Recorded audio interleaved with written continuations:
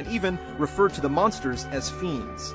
Mylon, Kainazo, Valvalis, and Rubicant weren't the original names, but their inclusion was a nod to the first game.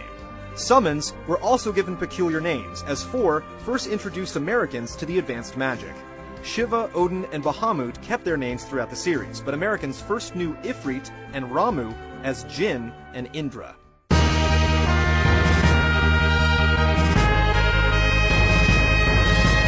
One of the towns in 4 began a Final Fantasy tradition of names reappearing in later games, as Mysidia, originally from Final Fantasy II, returns as a homey mage village. 4 made several direct references to our universe as well. It was the first fantasy to name its world, as Fusoya refers to it as the Blue Planet. He explains that he and the rest of his race, called the Lunarians, originally came from a planet in between Mars and Jupiter.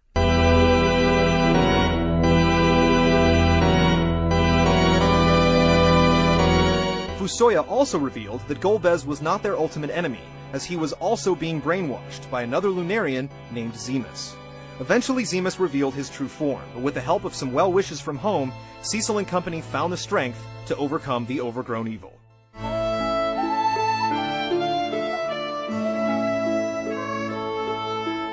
IV was the first Final Fantasy and one of the first RPGs to have multiple characters with their own deep, intertwining stories and affecting relationships. It was the first to link 2 heroes together romantically, a device the later Final Fantasies would hinge entire plotlines on. Some criticisms were raised regarding the spotty English translation, but even those little quirks are recalled with fond memories by longtime fans. The script and the graphics would be continually revised as 4 was ported to the PlayStation, WonderSwan Color, and Game Boy Advance, and it's scheduled to be released in 3D on the Nintendo DS sometime before the end of 2007. 4 has sold close to 3 million copies across all its systems, but it was not an immediate hit. Whether it was because of 4's international sales numbers, Nintendo's tentative relationship with Square, or the time and resource-consuming task of translating one massive game after another, the next title was for the 3rd time in the franchise, only released in Japan. Despite thousands of American gamers suddenly discovering the role-playing series, the 5th installment wouldn't make it to US shores until the end of the decade.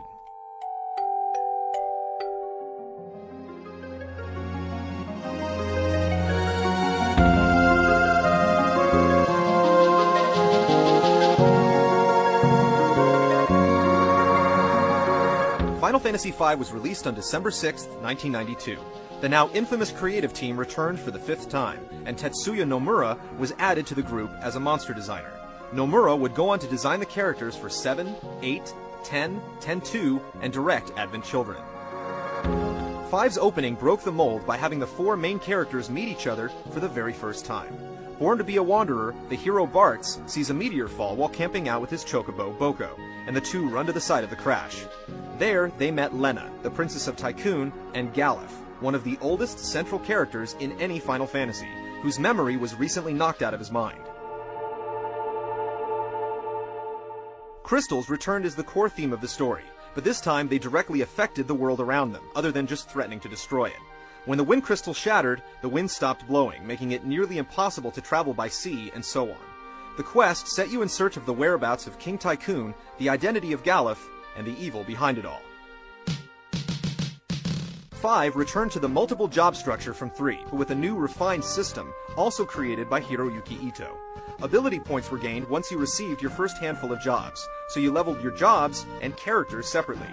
When each new level was reached, you got a new ability, and you could then assign one as a sub-ability to another job. This was the series' first attempt at multi-classing. The brand new classes including Blue Mage, Berserker, Sorcerer, Time Mage, Trainer, Samurai, Dancer, Chemist, and Mime created even more advanced abilities that would reappear in the sequels to come. Blue Mages brought their enemy skill-based power to the party. Samurais tossed Gil, and Mimes could mimic the commands of others as well as assign up to 3 sub-abilities. Thieves could now dash, a time-saving talent that would be added automatically to the ports by pressing the B button. Multi-classing was highly functional, but it was also rewarding because it offered you the chance to change your physical appearance at will for the first time in the franchise. There were a total of 110 different costumes, as each character looked different when they assumed each job. Sid helped you get back above the clouds, but this time he was assisted by his grandson Mid. The two busy workers turned your airship into a 3-part flying machine, boat, and submarine to glide across all 3 planes of the planet. But their planet wasn't the only one they explored. Their primary adversary, X-Death, revealed himself shortly before Galuf began to recall his memories. Galuf remembered he was in fact royalty from another world, and had a granddaughter named Kryl. When X-Death was first released, Galuf was one of the 4 original warriors of Dawn that stood up to oppose him. One of X-Death's henchmen, Gilgamesh, made his first Final Fantasy cameo in 5, and would return as a flamboyant adventurer in the 2D and 3D journeys to follow.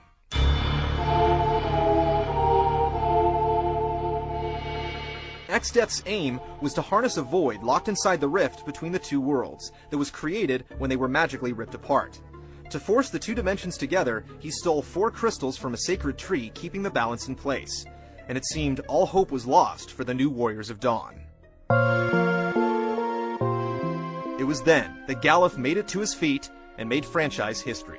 Before Eris, Galuf was the first long-term party member to die in the line of duty. The loss was a shock, considering you were well over halfway through the story, but all your hard work spent honing his abilities didn't go to waste. Galuf transferred all he knew to Kryl, and she filled his space in the battle queue.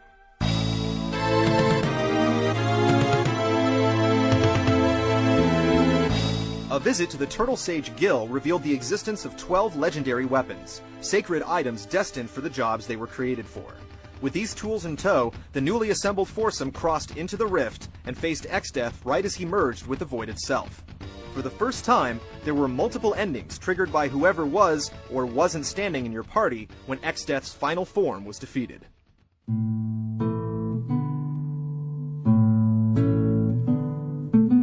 Final Fantasy V was supposed to be Final Fantasy III in America, but the first localization was cancelled. It was then rumored to be released as Final Fantasy Extreme, but plans for that project also fell through.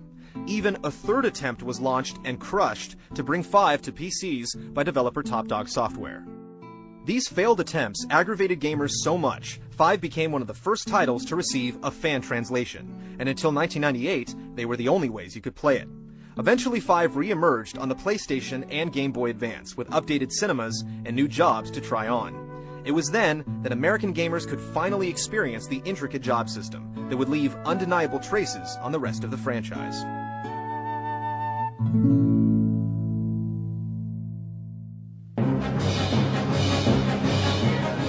Join us next week as we celebrate 6 generations of sprite-based storytelling.